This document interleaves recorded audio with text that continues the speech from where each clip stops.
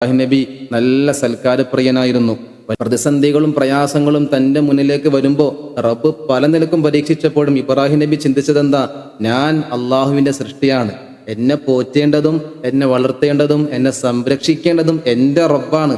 ആ റബ്ബ് എന്നെ സംരക്ഷിക്കും എന്ന ചിന്തയായിരുന്നു, എന്ന ഉറപ്പായിരുന്നു, വിശ്വാസമായിരുന്നു ഇബ്രാഹിം നബി അലൈഹി സ്വലാമിന് ഉണ്ടായിരുന്നത്. അതേ ഇബ്രാഹിം നബിക്കുത്ത് ഉയർന്ന ഭാര്യയായിരുന്നു മഹ്ദിയായ ഹാജറ ബീവി റളിയല്ലാഹു അൻഹ. ഹാജറ ബീവിയെയും ഇസ്മായിൽ അലൈഹി സ്വലാമിനെയും മക്കത്ത് മരുക്കാട്ടിൽ ഒറ്റക്ക് പാർപ്പിക്കാൻ റബ്ബിന്റെ കൽപ്പന വന്നപ്പോൾ ഹാജറ ബീവി റളിയല്ലാഹു അൻഹ ഒരു ചോദ്യം ചോദിക്കുന്നുണ്ട്, ഇതും റബ്ബിന്റെ കൽപ്പനയാണോ എന്ന്. നഅം എന്നൊരു മറുപടി അല്ലാതെ ഇബ്രാഹിം നബിയുടെ വായിൽ നിന്ന് മറ്റൊരു മറുപടി വന്നിരുന്നില്ല.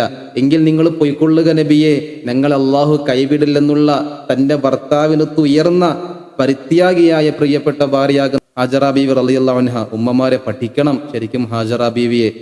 അമ്പിളിച്ചേലുള്ള അമ്പർ മണമുള്ള ഇമ്പത്താരുളിയ പൂമുത്ത് ഹാജറ എന്ന വരികൾ പാടിയാൽ മാത്രം പോരെ, ജീവിതത്തിലെ മഹദിയുടെ ആ പാദമുദ്രകൾ ജീവിതത്തിനോട് ചേർത്ത് വെക്കാൻ, നമ്മുടെ ഹൃദയത്തിനോട് ചേർത്ത് വെക്കാൻ സാധിക്കണം.